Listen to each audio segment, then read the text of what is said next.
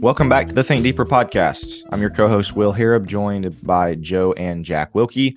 We are coming to you guys live after my favorite weekend of the year, personally, Thanksgiving weekend. I just love the holiday feel, the family feel, of course, all the good food that we got to enjoy. So I hope all of our deep thinkers had a very happy Thanksgiving weekend. As now, for those that have not already, shifting full gear into Christmas mode. I know there's some people that are in need of repentance that have already started celebrating before Thanksgiving. Right. And so the front rows are available on Sunday mornings for if you are one of those people. Right. But no, on that note, as we talk about kind of shifting into Christmas mode and holiday gift buying mode, we do have a lot of our products on sale. focuspress.org/sale. If you want to go take a look, some of our books, DVDs, products, and things like that. And so take a look at that. And then I know we've been talking quite a bit recently about some of the new books that we've got coming out. I think we talked a lot about Jack's Mark Guide 2 episodes ago, Walking with the Word, for the book of Mark, that is out and available if you would like to order that deep study of the book Gospel of Mark. And then the second book that is right on its heels is one called Transformed Faith. Should be coming out basically any week now. It is in the final stages of printing. And so if you pre-order one of those, rest assured that is on its way. And if you have not ordered one of those, take a look at those. I'd encourage you to take a look at, again, it's meant to be an encouraging book basically about how our lives are supposed to be set apart. It's a collection of writings from Jack and my dad. Again, Transformed Faith is the name of that one. Again, in the final stages of printing. And then the third one that we've talked about, Sunday School Catch Up from Jack, will be right on its heels, immediately following that. And so a lot going on here at Focus Press. We're very grateful for the support, very grateful for everybody that supports this work so that we can put out materials like that. But I'll say this about the pre-orders. With the Mark one, when we went to print it, costs were a little bit different than we thought. So we had to raise the price when we put it on full sale, when we stocked it in the store. So everybody who pre-ordered got a discount. That might happen with the other two. So you want a discount? Jump on those before the price may go up when we've got them in store. So there you go. Get you a discount. I don't think we have anything else to talk about before we get into today's episode, which is going to be a really good one. Jack had a really good idea for this episode. So Jack, I will go ahead and hand it over to you as we discuss kind of where the church is going to be in 10 years. Yeah, I was listening to somebody talk about, just kind of the church's approach to the world, evangelism wise, but also just thinking not just church wise, but the home and the society and all that, and the church's influence waning in the world. And you can kind of see the decline over recent generations. And so it just kind of hit me, like, Lord willing, that we're all still here. What is the church going to look like in 10 years? And, you can look back in 10-year segments. You can look back 10 years from now. It was 2013 and 2003 or 2003. We still haven't figured out a name for the O's. We can't, whatever, the 2003, and in those 10-year segments. And in hindsight, it's always 2020, it's always easy to say, oh, it's clear that this was going to happen. And I think you can look at those and go, well, not much has changed. Well, it has. There's been a serious statistical decline. Doctrinal, there's been shifts out there. Progressives have gone more progressive. Things like that have happened. And so there's a lot of shifts that have happened. And looking into the future, number one, I mean, when people say not much changes over 10 years, we're at a really, really interesting time. I think everybody would agree with that. Like, things are different now than they were 10 years ago on the heels of COVID, with where things stand in the government, the economy. There's a lot of stuff everyone's looking at going, this isn't sustainable. Some big change is going to happen societally. There's going to be a bunch of big shifts.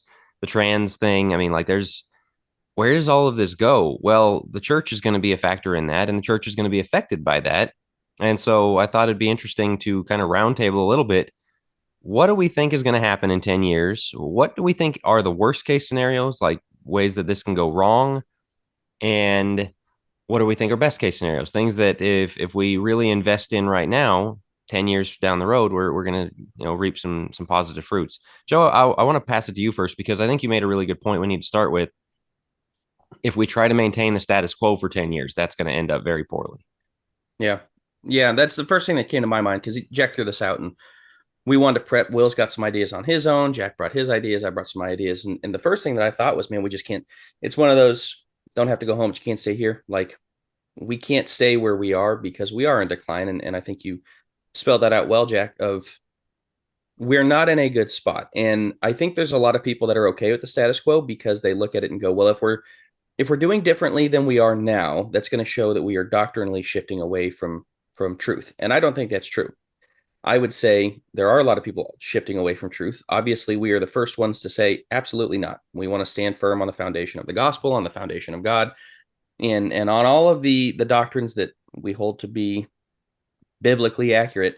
However, okay, we have that down, and there's a lot of people that just want to stay pat with that and say, okay, don't move, don't move. That's what we got. If you don't move, you die. Stagnation is death. The church has to be out there evangelizing the culture, has to be making waves in the culture. And for too long, we've had this idea of, well, we stand on truth. Yes, but what are you doing with that? You're not going anywhere. You're not affecting the culture. So the culture has been affecting us. 2020 was a major turning point for the culture really affecting us because that's where it kind of weeded out all the people that were faking ahead of time. Like, did church actually matter to you, or was it more convenient to stay home? Well, all the people that are still watching online, quote unquote, oh, I watch church from the comfort of my couch. No, you don't. You can't be a part of the church and still be at home and think that that's okay after COVID. Well, I'm scared of COVID. Look, I would be scared of God not showing up. So this is where the church is, and we cannot maintain status quo for the next decade and think that that's going to be okay because we've been doing it for 50 years and it hasn't worked. Well, I want to speak to maybe the crowd that has accused us and maybe others before of maybe being a little dramatic with, how the shape that the church is in, or too negative, or, it's really not all that bad, because we've gotten those comments before. I've heard people say, like, it's really not as bad as you guys are saying, and kind of that almost implying that the church is actually going in a good direction currently. And I would just point out, because again, I think there are people that are, I'm going to put it nicely, blissfully ignorant, but do believe that think that things are going in the right direction. And I would just point them to, and we've kind of already touched on it, but the evidence to the contrary. Obviously, we've talked about the youth dropout rate, that literally look up any statistic you want. Young people are leaving. And that's just, that's evidence piece number one, is that young people are leaving. Evidence piece number two, I would say, congregations are dying out. Yeah. You say, no, my church, we had 500 members and now we have 650 members. Yeah, that's because you absorbed up all the smaller congregations that are now non-existent.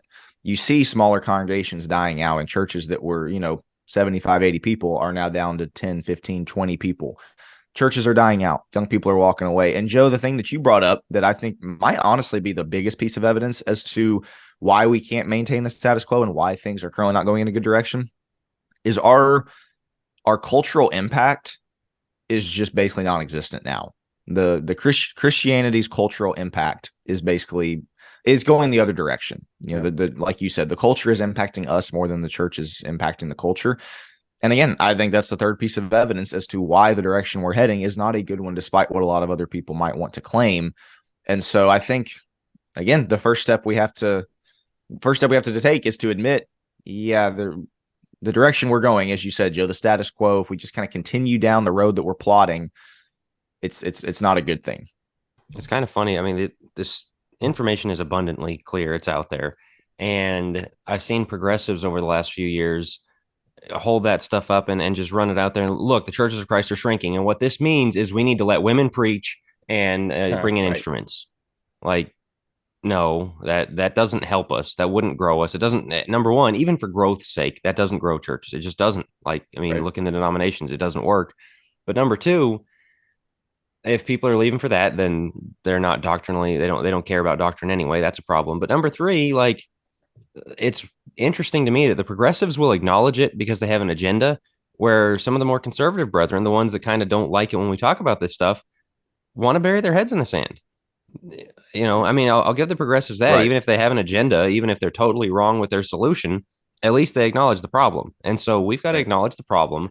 We always get the you're too negative. We did do an episode on things we love about the churches of Christ. Go ahead and pull that one back up. There's a lot to love about the church. That's why we want to preserve the church. That's why we want to see it thrive in 10 years.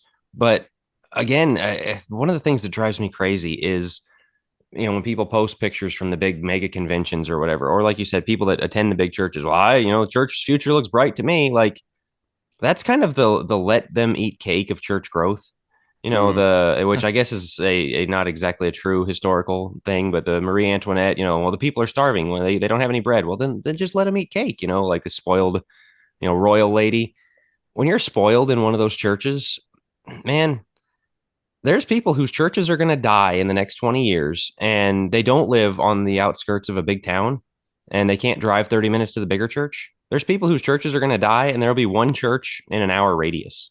I mean, like that's going to get really hard for a lot of people. And the insensitivity for people to go, you shouldn't talk about the things be going bad in the church because this church in downtown Nashville that I attend has 700 people. Like, what does that do for the guy in the middle of Nebraska? Right. That really, really sets me off. Or you show up to have PTP. That attitude. Yeah, show up to PTP. The church's future is bright. It's like half the Church of Christ showed up to this. That doesn't make it bright. It means everybody came together for one thing, which is great. Good for you. That doesn't show the day-to-day. And Jack, you were there. You preached in Pritchett. You preached in Forney. Not glamorous jobs, not huge congregations that struggled, congregations that had people driving a long way to get there. Like, this is the nitty-gritty that people have to realize. The church is in decline. So, Will, as you said, I mean, this is the biggest thing. The small churches are dying out. The big churches seem like they're expanding, and it seems all great because they're growing. It's not growth if you absorbed other Christians. I'm just going to say it. It's not growth if you did. And you hear those numbers. We are growing leaps and bounds. Okay, how many of those were already there? If you are baptizing people, man, fantastic. That's unbelievable. And there's some big churches that do amazing things. I'm not dogging on all the big churches. However, don't think that that's growth because you absorbed all the small churches. We are in decline and we are in a crisis moment. And so that's what sparks this episode is let's look around. Let's see where we're at. And let's say, they always say those who kind of lay out their goals, especially those who write it down, are way more likely to accomplish them. I think this is an opportunity to look at the worst case, but also to look at the best case in 10 years and to make some goals. This is where we want to be in 10 years. And yes, it's our goals. I'm going to go out. We always say this at the end. I want to know your guys' goals as the listeners. What do you think we should be doing in 10 years? What do you think the church will look like? Or what do you think we should be doing now to get to the place in 10 years where we want to be? Love that. That's exactly it. So, fellas, I'm looking through our thing, looking at the current trends, looking at where we are. Let's get into the worst case before we get into the best case. We've already talked about one of the worst cases, and the biggest thing is we can't stay here because we are laying out where we are currently. Are there any other worst case things that we want to get into? I feel like there are. We got some things on our list before we end on a much more positive note of this is where we can be and this is where we ought to be on the best case. But what do you got otherwise on worst case scenario in 10 years? Let's start on the youth dropout rate, unless you want another one you want to start on, Will. No, that's where I was going. So I'll start it, Jack, and then let you get into your lads, leaders, and youth camps point, because I think that's your point. I think it's a good one. I think I made this point on an episode way when we started, over a year and a half ago. One of my biggest concerns for the church moving forward is that worldliness is growing more and more acceptable, like not really a problem. Specifically, that's for young people. They grow up in the church, they hit their teenage years, and they're very worldly for most of those years. They're in the public schools, they're cheerleading, they go to their proms, they, basically engage in everything that the world does. And they go to church on Sunday. Well, what does that make for when that young person hits 22, 23? As we're seeing the statistics reflect, a lot of the time it reflects in just, blatant unfaithfulness. They don't attend anywhere. They're not faithful Christians. The other thing that it results in that to me is, I would say probably just as alarming, is that kind of shallow lukewarmness, apathetic, barely a Christian mentality continues into adulthood and continues into their kids. So this young person who grows up very worldly, sure, they might still attend when they're 27 and married, but it's very shallow. They're not active disciples. They're not really involved in their congregations. They're still just kind of doing it to check off a box. That's still an enormous problem. And I think that's still contributing to, just the overall weakness of a lot of congregations. But I think it starts with young people, obviously, when we allow them and we kind of imply that, hey, yeah, you can be worldly and be a Christian, no problem. You can be worldly and still show up to church, and basically you're gonna be counted as a check mark. You are one of the ones that quote unquote stayed faithful. And to me, again, that's one of the biggest problems, is that generations worth of young people are growing up thinking worldliness is just fine. A lot of those young people leave in general. They just don't come back. But a lot of them, even if they quote unquote do come back, they're not active disciples. They're not involved. They're certainly not going to be discipling their kids. And so it's just a nasty cycle that we have to break. When I talk about the dropout rate, the stat I use more than any other, because there's stats all over the place. If we lose 50%, we lose 60%, we lose 70, whatever it is. The one that I think gets exactly what you're talking about was a Barna study that said by 29 years old, 80% will be spiritually disengaged. Whether they're attending church or not, they will say, I'm not plugged in. Basically, I like, this doesn't matter to me. I might attend every now and then, or I might attend every Sunday, but like, this doesn't affect my life, doesn't affect the way I think, any of those things. 80%, that's 4 out of 5. And again, to Will's point, like if they're in the pews, but that's their spiritual state, then they fell away. And so that means you lose 4 out of 5. That's the other thing that's really, really annoying to me is I've been around, you guys have been around. Who else is talking about this? Like, right. This is one of those that these stats are real. They've been out there for decades at this point. Why is Focus Press the only one banging this drum? Like, hey, we got to do something about this.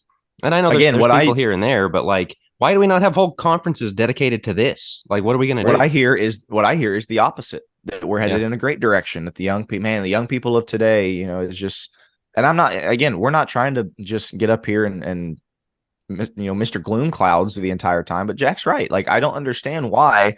Again, Jack, I'll let you make your Lads to Leaders point here. I'm a big fan of Lads to Leaders. I think it's great. I've been to the youth conferences, not as big a fan of those, but I don't think they're necessarily harmful. At the same time, those are not indicators that, oh yeah, we're going to have a lot of faithful young people because CYC still exists, or because we have a lot of, Lads to Leaders participants. And I think that's just the sticking our head in the sand that a lot of Christian adults do, is that, man, Lads to Leaders had 5,000 people this year. That means that the church is headed in a great direction. No, it does not. It means that a lot of young people, as parents, sign them up for Lads to Leaders as well. And again, I'm one of the biggest Lads to Leaders supporters there is, but we have to stop using that as an indicator for youth faithfulness or future youth faithfulness. Well, that's exactly it. Some people always post that picture, and people always tell me the church's future is has a dim future, but look at all these kids. Like, so that just invalidates all the research. Right, because 80% of those will walk away. Yeah, I mean, like, because here's the other thing. 10 years ago, again, do the 10-year pizza slice thing, or 10-year slice of the pie.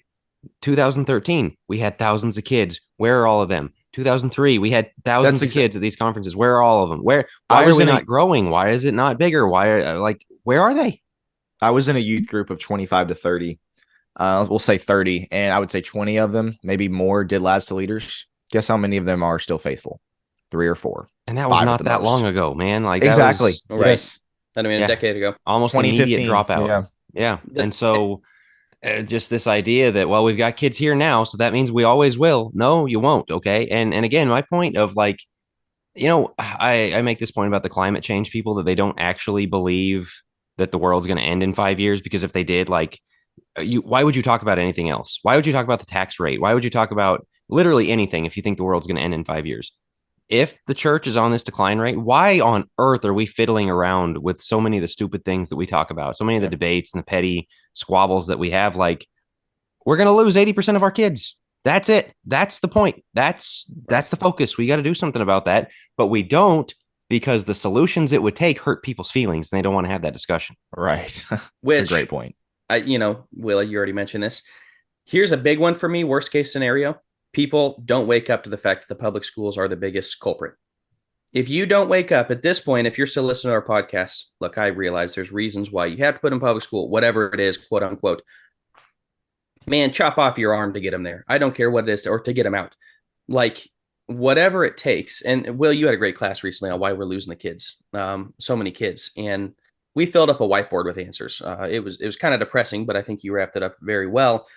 But one of the biggest takeaways was do whatever it takes to keep them faithful. And the biggest thing is public education is one of the worst things in existence. It is taking our kids away. For young people's faithfulness, yes. For young people's faithfulness. It's and educationally as well. Our education is our education is brutally low compared to the rest of the world. Like, you could teach your kid nothing and have them come out ahead. However, yes, we're going to continue to bang this drum as well. It's the same as the youth dropout rate, because they go hand in hand. You can't, it's the Bodhi Bachman quote. You can't hand your kids over to Caesar for, 8 hours a day and be shocked when they come back as Romans. What do you think is going to happen? So you send them to a godless postmodern world where They're learning all this stuff. Oh, not in my schools. In 10 years, if we're still peddling the not in my schools lie, I'm gonna hit the roof. Oh, I That's mean, what's that gonna thing happen. jumped the shark like 8 years ago. I Oh, mean, like that's exactly it. Surely, yeah. it is, especially when phones got into schools and TikTok got, I mean, like it's everywhere. Oh, So that's the okay. worst case. That's the worst case in my opinion, is we don't wake up to it. But the same thing, TikTok and YouTube, we have to recognize those things. Not TikTok as much. YouTube can be a tool, but it is taking so many young kids away, and it is contributing so much, specifically TikTok, to the youth dropout rate, and specifically to the LGBTQ movement, to transgenderism. These things are getting our kids. Parents bury their heads in the sand. I guess the biggest thing for this 10 years is stop burying your head in the sand. If we aren't more awake to these things in 10 years, that to me is the worst case scenario, is you have parents who still believe these things are harmless. Just before we move off of the youth dropout rate, because I know there's a few things we got to get to here as far as worst case goes, but as I'm sitting here thinking about all the reasons young people walk away, and you could throw social media in there, you could throw, like you just said, Joe, TikTok, you could throw in YouTube, public schools, peer influence, whatever it is. There's, like you said, Joe, when I did that class recently, we put up a good 30 answers on the board, and probably could have put up 30 more as to why young people are leaving. If you sum it all up into one thing, it would be a combination of parents have zero plan. There's no intentionality in how they're going to keep their kids faithful. And that tied in with what you just said, Joe, which is they know the work it's going to take, and subconsciously they just don't want to put in the work. Man, well, that's really, really harsh. You're saying parents don't care if their kids are faithful. I'm not saying they don't care. I'm saying there's a laziness aspect to it of, yeah, I know what it really is going to take, and I don't want my kids to look weird. I don't want to be ostracized, and I don't really have the time or want to put in the time. I think that's the biggest thing. There's no intentionality. There's no plan as to, I mean, you think about how difficult it is to keep kids faithful. And so many parents think, well, I guess it'll just happen. I guess we'll just kind of figure it out. You have to have a plan for all of these threats. Again, TikTok, YouTube, schools, everything we could throw on the list. If you don't have a plan to combat those, good luck keeping your kids faithful. And so many Christian parents don't have a plan. They don't have any kind of plan. And I think that, again, to wrap it all up with a bow, I think that's the biggest reason, is that parents have to, again, they got to step it up in the sense that you got to have some kind of plan, some kind of intentionality behind, this is how I know my kid is going to be faithful in 15 years. That's exactly. I think that's the main point here is it's not about public school. Like, people want to argue that all day long, where the two views on public school are it's damaging to your kids or it's probably fine. Nobody's saying this is the best thing for your kids. It's probably fine. It probably won't hurt them. You got to pick. If it's going to help them be stronger, do the thing that's going to help them be stronger. You cannot make a case that will make them stronger.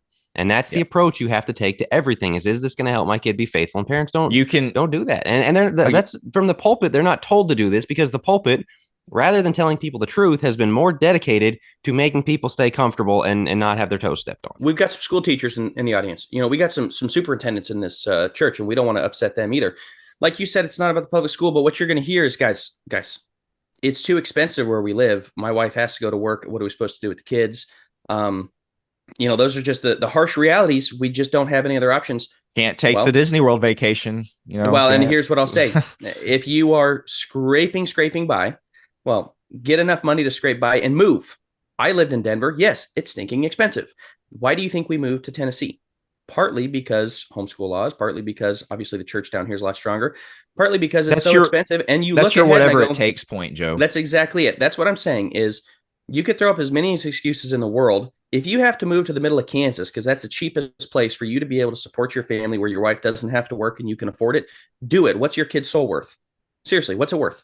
I mean, that's really the question it comes down to. I want to we got to move on to the next point, but this about the schools. I know this makes some people mad. Well, it's better where we are. It's not that big a deal. Oh, it's easy for you to say all that stuff. Fine. You take the same approach, put the same level of importance on the youth dropout rate as us, and then explain how public school fits into that and how it's going to keep kids faithful. Then we'll listen. If you're going to do that, it's probably a fine thing. It doesn't matter. We can do what we want. No, it's time we start acknowledging 80% are going to drop out, and we can't have another 10-year stretch like that. If you agree with us on that and you can make points, I don't think there's a point to be made. The problem is nobody arguing for the public schools acknowledges the 80% dropout rate. You got to start there. And if you do, I think your eyes are going to be pretty open. So we could do this one. We've done a whole episode on this. So let's move on from this one.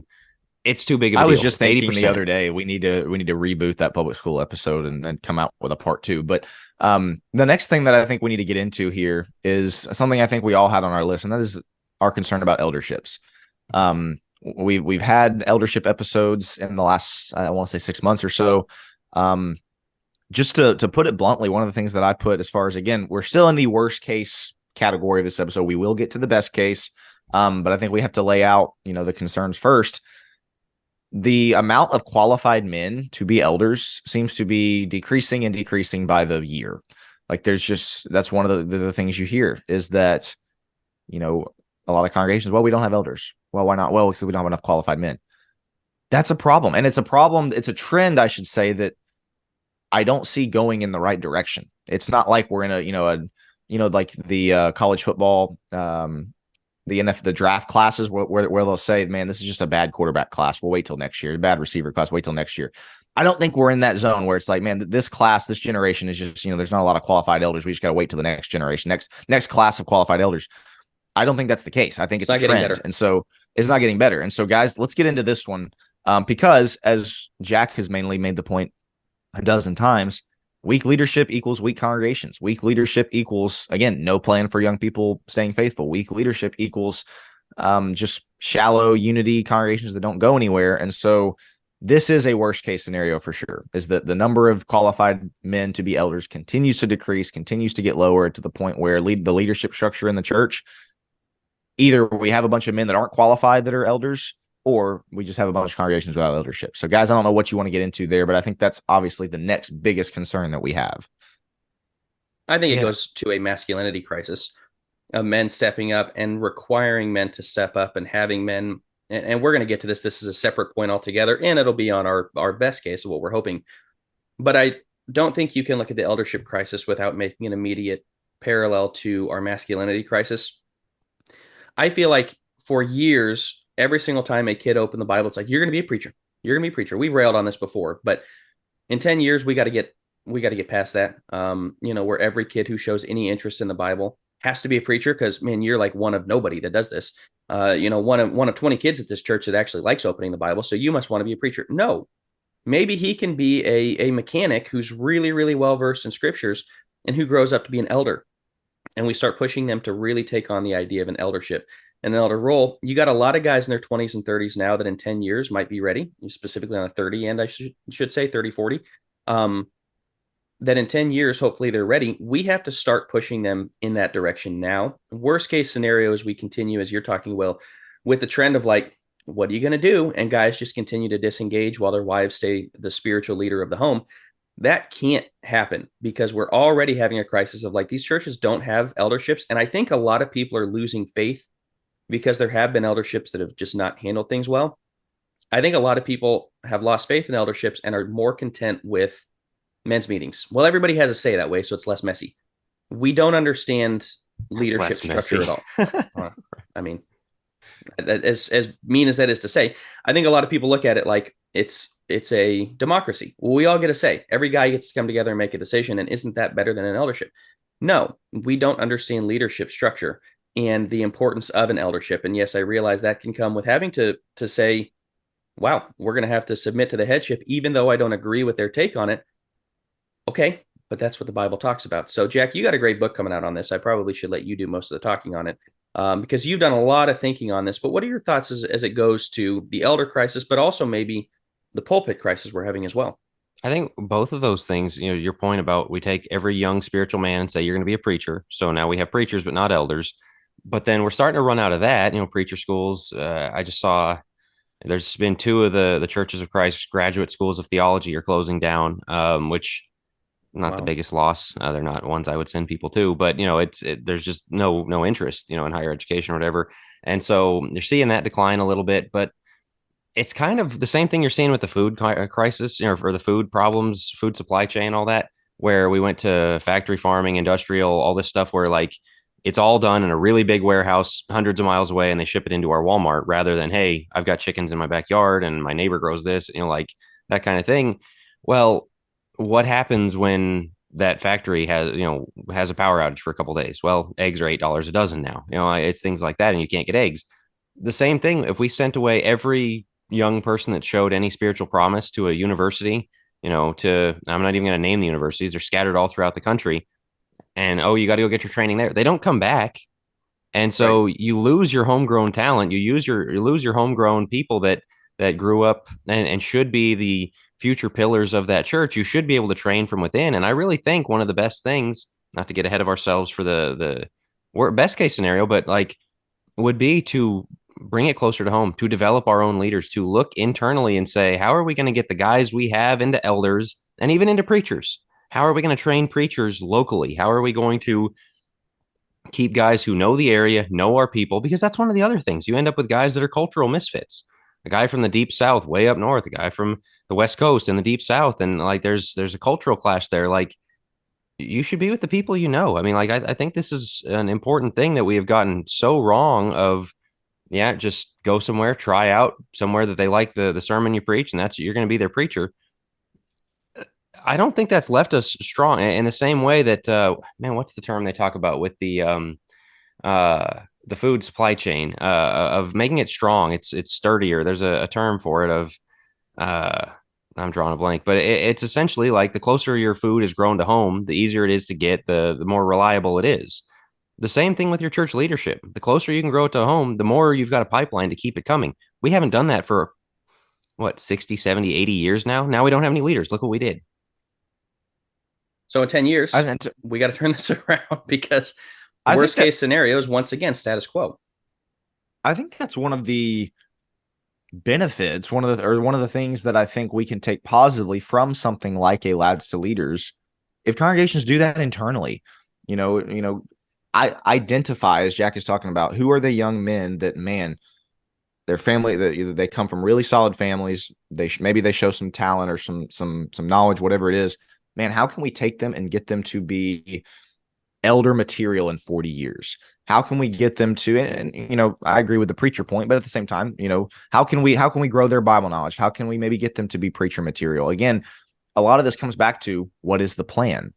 The plan for a lot of congregations, again, to get back into the worst case scenario thing, is let's give them to the youth group for their teenage years. Let's make sure they go to all the programs. Let's make sure that they go to a Christian school or whatever it is.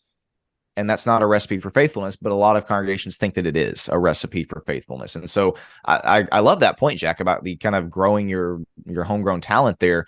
But it starts with identifying, and it starts with, again, having that plan of, man, this is how we can get this young man, and even young ladies on the other end, of being elders' wives, of being preachers' wives, of being faithful servants of the church, can go both directions. And I think that can be the best use of something like a Lads to Leaders is to do that, to identify and to do that within your congregation. That's a good point. Okay, so the term was anti-fragile. That's what I was looking for. And I think this builds on our youth faithfulness point. If you look at the young people in your church and be like, these young men are going to be our preachers and elders someday, and so we've got to hang on to them. But if you're looking at them as well at 18, we're going to ship them off and we'll see them on the holidays when they come to visit mom and dad, but that's it, which has been the status quo. You're not all that invested in keeping them faithful, which you should be still, but like you don't see the tangible results of building this anti-fragile leadership supply chain of we're going to get our leaders from our kindergarten class. Yeah. And so we better start pouring into those kids. We don't think in that way. It's kind of, well, they're here for the next 13 years and then good luck, Freed and Harding and Lipscomb, they'll take care of them. Like, how's that working out for us? And Will, you made a good point about Lads to Leaders, then we can move on.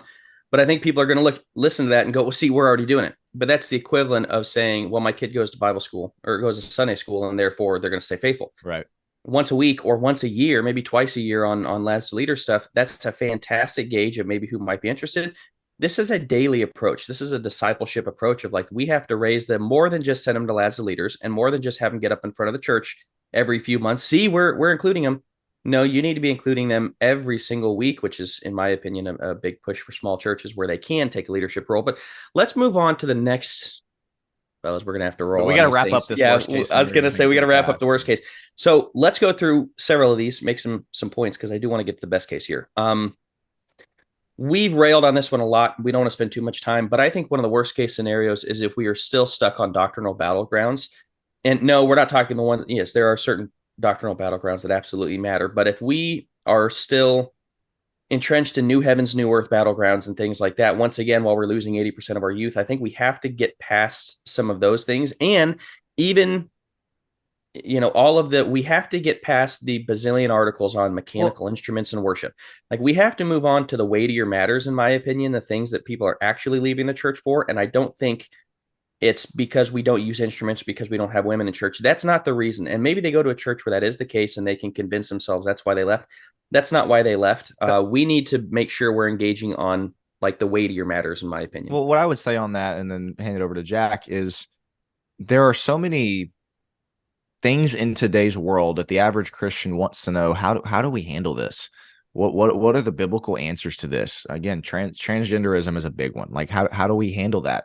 How do we handle schools? How do we handle parenting? There's so many things that I think that our position is that the church would be better served to have the articles on. The church would be better served to have the sermons on and the classes on, and to, again, for the shepherds to really guide their flock, and for the church leaders, the authorities, those who have pulpits, whatever it is, to guide their flock in these very serious areas. Reproductive practices is another one. Like, these questions that so many Christians have, questions that we've tried to do our best to answer on Think Deeper. And one of the things we found is Christians have these questions, and yet they're getting 40 lessons on baptism every single year. They're getting 20 lessons on instrumental worship every year, and they're getting 15 lessons on women's roles every single year. We're not trying to say that those aren't important. What we are trying to say is that there are other important things too that don't get discussed because we are hammering home the basics over and over and over again. And so, again, this is not the three of us saying baptism doesn't matter and instruments don't matter and women's roles don't matter. Of course they matter. We're going to stand on that ground as well. We got to talk about the other stuff too. And that stuff does not get discussed in articles or in lectureships or in sermons or, in all these things. These are things Christian families need to know. How do I raise my kids to be faithful? How do I homeschool? How do I do all these things? How do I dress modestly? How do I handle when my kid wants to go to the prom? Nobody talks about this stuff because we're talking about baptism and instruments over and over and over again. And they get 15 sermons on women's roles inside the church on Sundays, but they don't get right, not in the home right. Because we don't actually want to step on toes that way. Of course. I think it comes down to the word doctrine. And we define doctrine as these matters of the church, what we do in the church building, how we worship, elders, things like that. That's part of doctrine. But you read Timothy and Titus, doctrine is everything Will's talking about there, of all, like, how to live the Christian life, how to be a Christian man, how to be a Christian woman, how to have Christian kids, how to be a Christian employee, things like that. That's doctrine. And the conservative churches are doing what you guys are saying. Well, doctrine is the mechanical instruments of worship and the 5 acts of worship and all that. It's like, and when you say that, then what people get is, okay, the Bible, the only thing it cares about is what happens in these doors, is what happens on Sunday morning. Nothing outside. That's right. Doctrine. Then you get like kind of the moderate churches that like try and pare down doctrine to the minimal, where the other guys are trying to be maximal, but the only thing they know is doctrine is Sunday morning worship, like and building around that and the plan of salvation. The other ones are trying to make it to where, okay, we'll get that and kind of push that aside. We're not going to preach on that very much because, all right, we got that. And we're just going to kind of preach a generic, be nice, love people, love God, love others, as we've talked about. It's very generic, feel good, easy to come into and feel like you heard something. Kind of the Tim Keller winsome approach. We're not going to ruffle any cultural feathers. We're going to broad unity. We're just going to try and do something that keeps everybody happy. The more conservative, strong family people, the people that want to just do life however they want. Well, they can all be together. Well, that doesn't work either. And then the progressives are like, doctrine, what's that? It's all about love. It's all about what makes people, feel comfortable when they're part of us. And so they're in 10 years, what's going to be even the point of the progressive church? You've already got pro LGBT ones, women preachers, there's no point in them being churches of Christ in 10 years. The moderate people, they can get a lot of people. They don't do anything. They don't, and it looks like motion. It looks like activity. You kind of the 7 churches critique that you have a name that you're alive, but you're dead. I see a lot of that. On the other hand, we're dead right. We're right on the money on everything, but we won't touch on the things that matter. Like, let's get back to preaching actual doctrine that matters. Actual in the home. I used the term on the 100th episode, the theological maximalism. Here's how God invades every single aspect of your life, and you're expected to submit that to him. I think I'm going to say it's the future, but it should have been the past, the present, like the whole thing. That's what we're supposed to do, and we just haven't.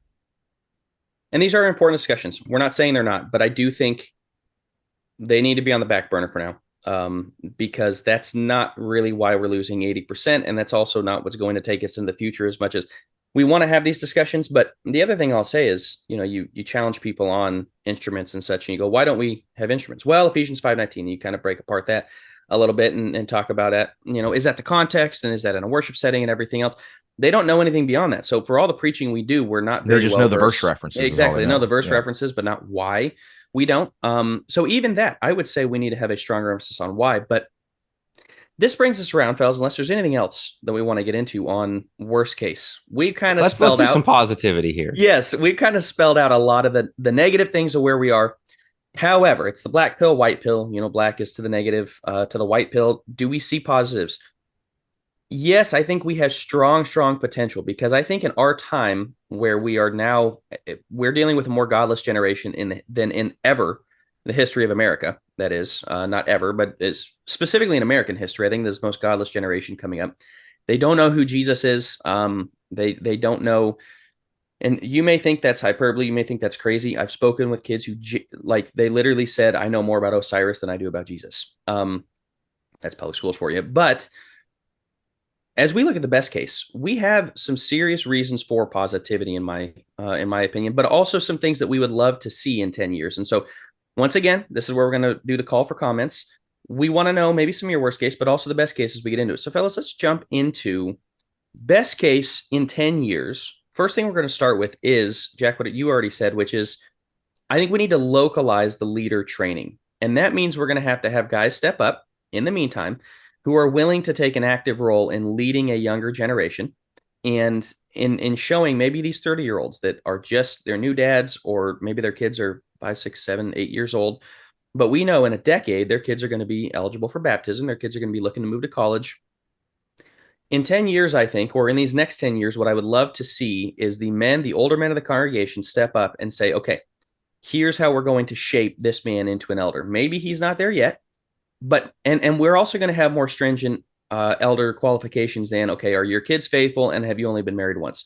Yes, those are part of it. That's not all of it. We want to make sure that the guy's hospitable. That's a really good point. Yeah, we want to make sure the guy's hospitable. We want to make sure the guy knows the scriptures, that he's very well versed in the scriptures. We want to make sure he's above reproach. We go to his place of work. Do people think that he's an amazing guy, or does he have some secret life? Like, we don't know these things about people because our unity is shallow, and because the only eldership things we look at is he's been married once and he's got 50% of his kids faithful. That's not the litmus test here. We need to be, striving for greatness, as Will and I love to say on the Gym podcast. Strive for greatness. That starts with localizing the leadership training. Well, because we have so few elders, we just lower the bar.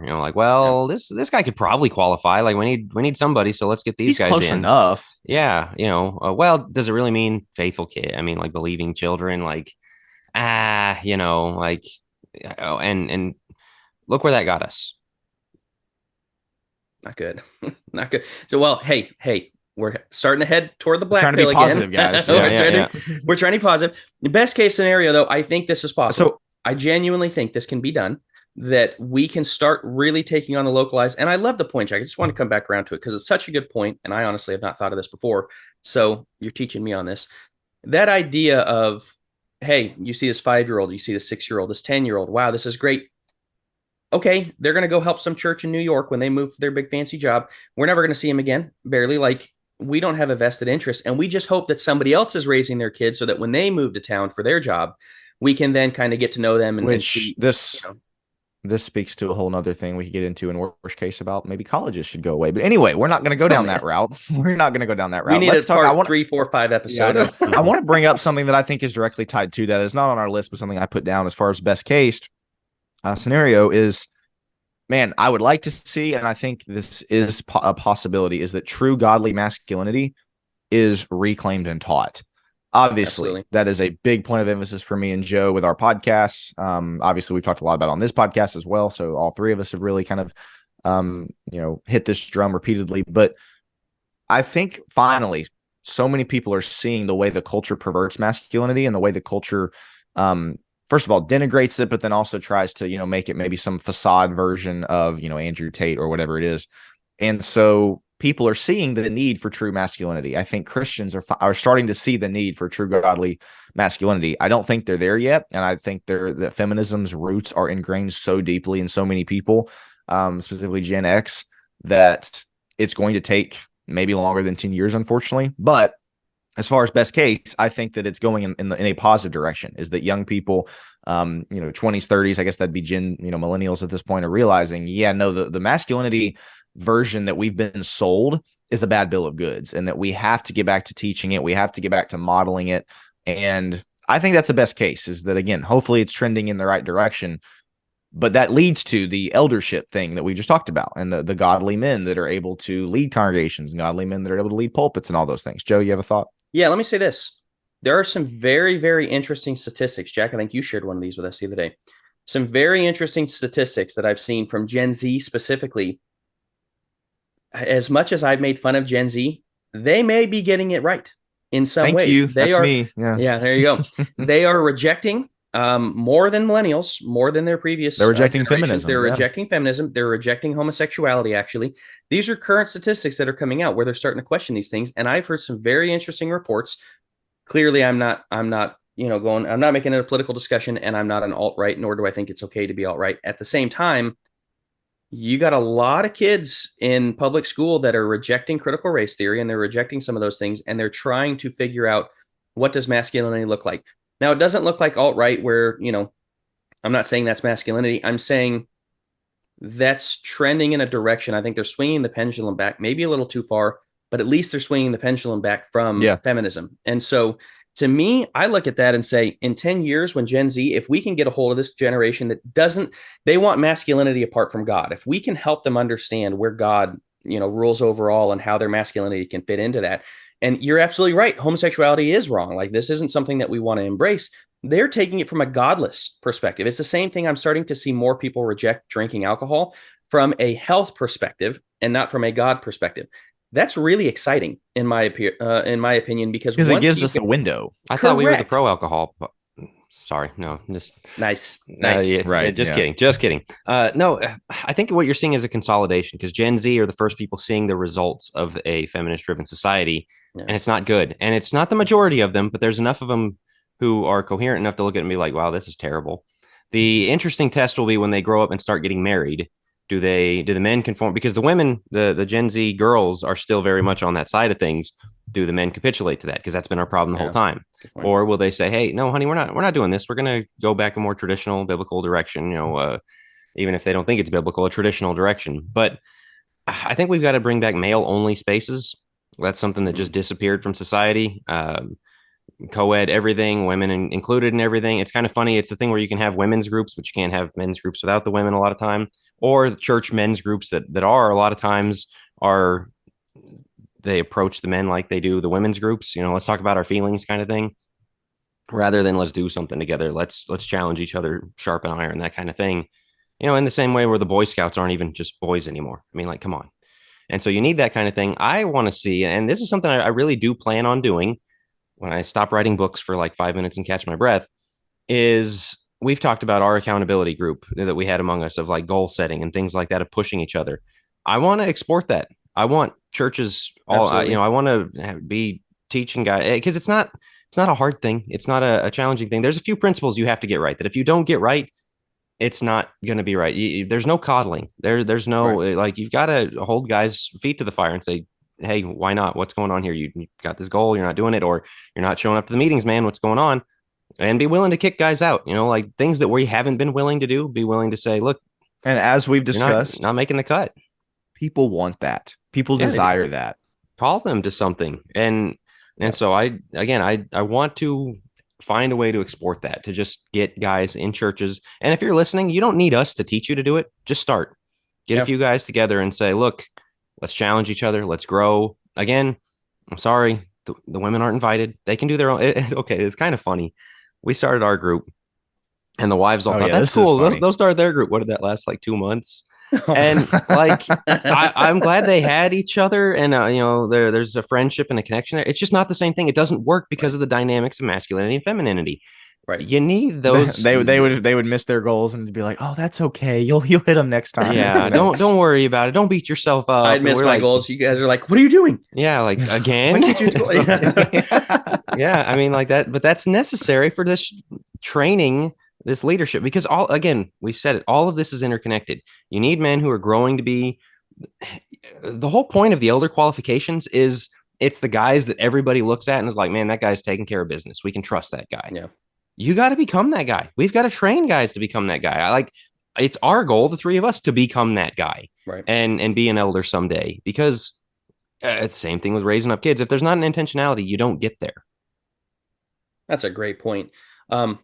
Time wise, we're going to move on, but I think we could stay on. Matter of fact, you could almost stay on masculinity for, I don't know how many podcasts we have to, Will, like 48 podcasts. Like 46 episodes. Yeah, 46 so? You can almost stay on it for that long. It's crazy. No, and more. But check out the Gym podcast if you have not. But yes, masculinity is going to be one of the biggest things because that's where everything kind of flows from. There's a reason Adam was kind of the pinnacle, and then obviously he God creates Eve for him.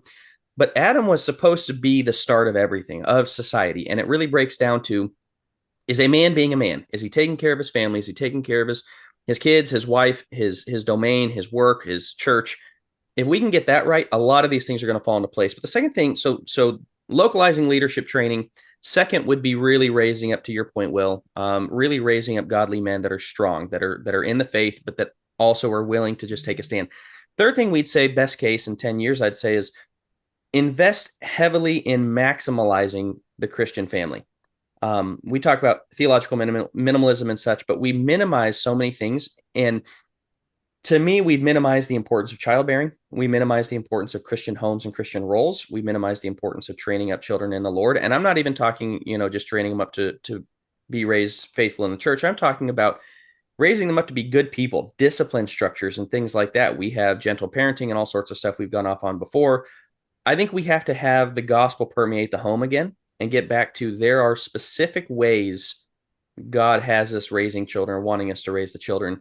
And no matter what book comes out that tries to teach us otherwise, God has ideas for the home, for the roles of the family, for the roles of the father, for having children, bearing a lot of children, things like that. And really starting to shift the culture in. The Mormons have it.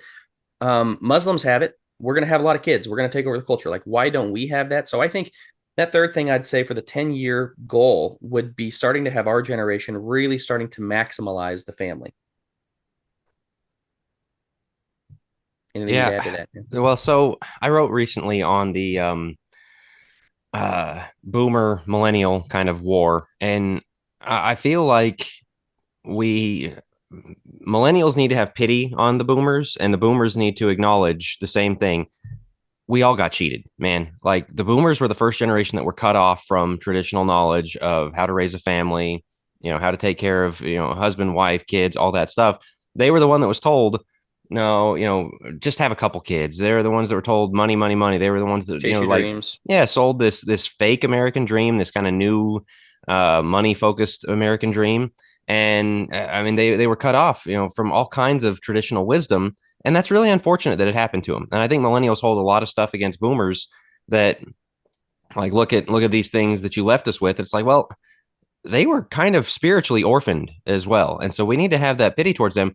What the boomers have to realize is we were spiritually orphaned. And man, we had to swim these waters. They have to acknowledge it, right? Yeah, we like that. We did the best we could, but man, we were left to sink or swim on our own, and we made some mistakes. The problem we run into is millennials are too hostile towards the boomers and want to just kick them out of the way and take everything over. And the boomers won't acknowledge the mistakes. We might have mentioned before on the podcast, it's come up in our own conversations. One of our speaking engagements, a lady got mad at Joe talking about youth faithfulness. And she said, well, we did everything right. Everything? Like, our kids left the church and we did everything right. Like, this is the attitude you run into a lot of times from older people, is it's all the younger generation's fault. It's this narcissistic younger, who raised the narcissistic younger generation? Like, own something, say, and again, we are giving you the pass to say, we did the best we could. We got dealt a really raw hand where we didn't have help. We didn't have guidance. We were told to go find it in books and TV shows and radios and doctors and Dr. Spock and all these experts that just totally ruined everything. So yeah, we made some mistakes through, some of our fault, some of it not. It's the inability to acknowledge the mistakes. I think more than anything, with everything we're talking about, is if we're going to get things better, and that whole first step is admitting there's a problem. If things are going to get better in the next 10 years, we have to stop and go, we've done a lot of things wrong to this point. Yeah. We have done And awful at raising kids to be faithful. We've done awful with the public school thing. We've done awful at training church leaders. We've done awful at all these things. But when you do that, people get so defensive of we did things right. We didn't make any mistakes. Like, well, then how did we get here? Can we just admit that this was not good and we can maybe change course? It takes a level of humility. It takes a level of self-awareness. It takes a level of, again, just not being insecure in the fact that, yeah, I think that's the problem is so many people, they don't want to acknowledge the mistake because it does require a level of, yeah, I'm the one that messed it up. Yeah, I as a parent made that decision. That was the wrong decision. I as maybe as an elder made that decision. That was the wrong decision. And the humility that requires is something, Jack, this is such an excellent point as we get ready to wrap up here, is that the best case scenario is that we do wake up to that. The best case scenario is that we do start admitting, yeah, there was a problem here. Yes, we are going in the wrong direction. Yes, maybe these things that are tried and true for decades in the church, youth groups and all these things that we could talk about for a while. VBS. These things, VBS, yeah, sure. Get that in there, Joe. But all these things that are quote unquote tried and true, well, they're not true. Maybe they're tried, but they're not true. They're not working. And I think that is a big step that we have to acknowledge. But it takes humility, I guess, is my overall point there, that a lot of people just, I guess, they don't have. Joe, anything to add to that before we get to this last point? Yeah, poor Gen X, forgotten again in there. But no, what I was going to say is, last thing I'll mention on the family and on all of this, generations, parents, please work on, understand, read about, discuss how to basically create appropriate and positive, secure attachment in your kids. And that sounds like kind of an off the wall psychology thing, to bring in at this point of the discussion. The reason why people grow up to marry the wrong person, the reason why they fail to take a leadership role in their home is because they're afraid of being left. The reason why they can't, why they want to be part of the in crowd and why they can't stand away from the, from the public school and everything else, because they don't want to be seen as different. That all starts with attachment as parents. And so when you're not there for your kids, when you are too busy looking at your phone, when you're too busy not really investing in the home and investing in your kids, this is what causes them to grow up and marry wrong, which will end up hurting your family for 500 years, all the way down the generational line. If we want to create multi-generational faithfulness, it's going to start within the next 10 years, you checking into your family and putting them as top priority and creating that secure attachment for them so they don't go marry the wrong person and that they can stand up against some of the things of the world and such. So I just want to throw that in there as well, that I'd love to see that change in 10 years, is that parents start looking at this as like, we have to do better with our kids and get to the point where we are still invested, even after 18, after they leave the home. Yeah, they're still my kids. I'm still invested. So sorry, that's the last thing I'll say. I had one more point on thinking outside the building. We don't have time for it. I wrote a whole book on it. It's on sale. So check that out. Church Reset on press.org. But I'll say real quick. Yeah. This is something I think that a lot of congregations are already starting to do a good job of as far as best case scenario goes. Like I think there is a shift that is happening as far as congregations thinking, again, to Jack's point that he wrote about in the book. Church should be more. There should be a little bit more here. We should not just be content to just show up to worship and that's it. I think that was a big thing 10, 15 years ago. It's still a big thing. Don't get me wrong. Obviously, the live stream COVID thing didn't really help, but I do think people are at least acknowledging it and there's a positive trend in the right direction. So yeah, I would just say that. Hospitality is the more church family dinners around a kitchen table that happen in the next 10 years, the better all of this becomes. It trickles down to everything. We've got a few other things that I'm going to save to the deep end that I like, quick hits that I want to talk about the future of church size, the future of youth groups, the future of lectureships. Jack's got a whole other episode lined up. I was going to say, that's right. In the deep end, really? I said quick hits. We'll get into that. We'll get them quick. Yeah. 3 minutes a piece. And so Focus Plus is where that will happen. Focuspress.org/plus. Again, we're running out of time on this one. We should have made this like a series or something. I don't know. Series don't do that well, but there's so much on the bone here. We'll revisit a lot of these topics down the road.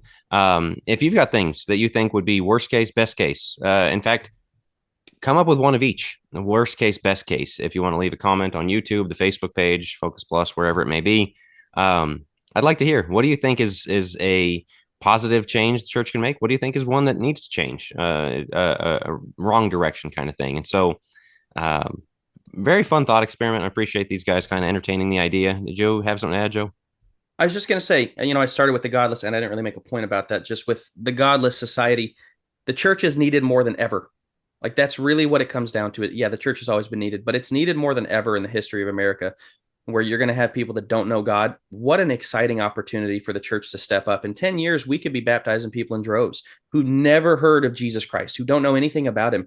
Maybe they've heard the culture, but man, I mean, that's an exciting opportunity that in 10 years, I think the church could be in a much better and healthier state if we're just willing to embrace, we provide something that nobody else nobody else has, and that they desperately need. And honestly, I think that they're going to want. I think it's going to make a huge shift and change for these people's lives more than we've ever seen before. So I'm excited personally about the potential for the church. Great point. Good perspective. All right, we're going to get out of here. Drop us that 5-star review. We haven't made a plea for those in a while, and we've got some negative rolling in. So help us out with some positive reviews on your podcast app, and we'll talk to you guys on the deep end or next Monday.